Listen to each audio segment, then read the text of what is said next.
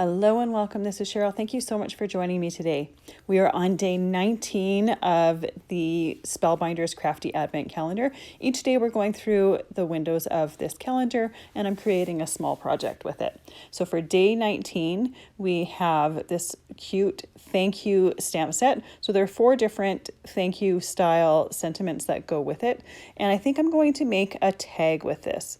I'm going to pair it with the flower stamp set from day 2. And I'm also going to use the banner dies from day 11, the word banner dies, and the nesting dies as well.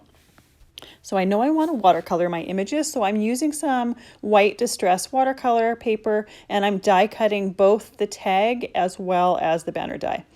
You can see when I flip that over, I have some stamping on there. This is just a scrap piece of watercolor paper. Once I'm totally done, I'm going to use the same banner die or nesting die, and I'm going to die cut some scrap piece of cardstock and put that to the back of it, so it's never going to be seen. So for my sentiment, I want to stamp and emboss it. So the easiest way to do it is with the Misti stamping tool. I'm using Versamark ink, which is a nice sticky ink for embossing, and I'm stamping it a couple times. Because watercolor paper has a little bit of texture to it, I want to make sure that I'm able to stamp it in exactly the same place a couple times, and the Misti makes that really easy. I'm using some super fine detail gold embossing powder, and I'm using my heat tool to melt that powder.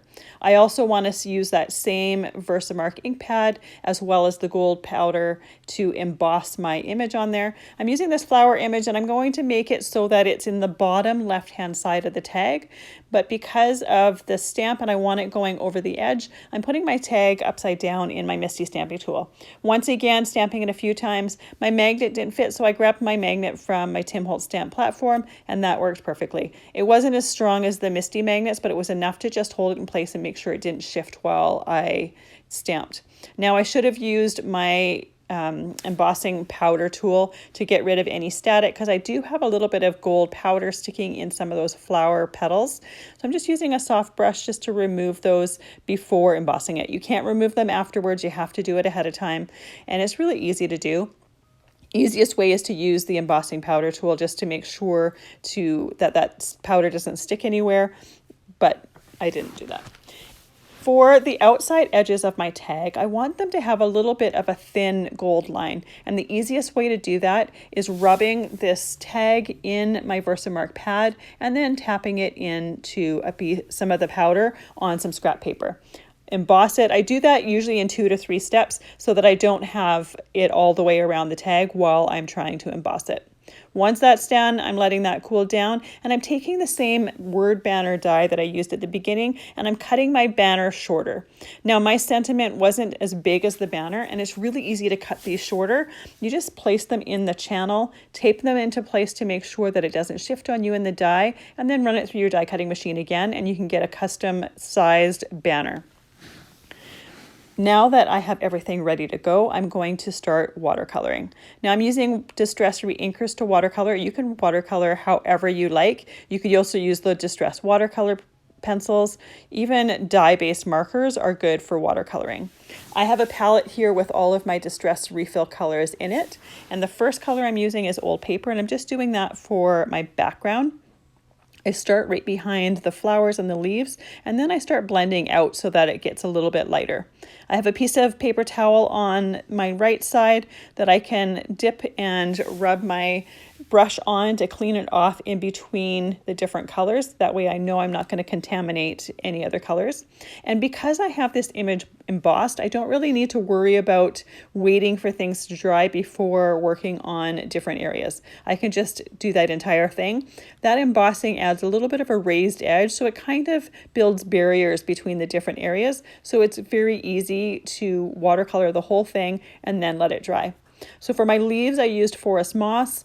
I put the dots of the color where the base of the leaf is, and then took some of the excess off my brush and then blended it out. For my center flower, I'm using H Mahogany. The bottom flower, I used dried marigold, and the red just to the base of that flower is Barn Door.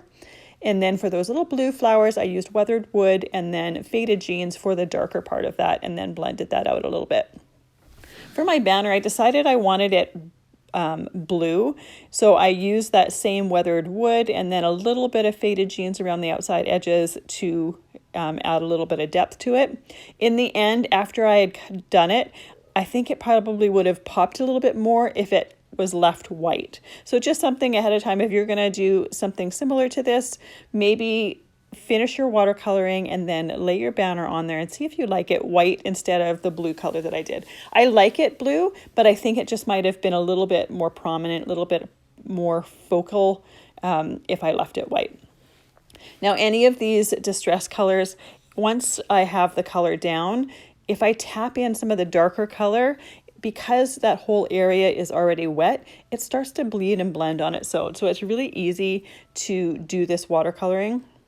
And I love using a brush that has the water right in the handle. It makes it really easy to change the color on my brush as well as take off any excess water, any excess color.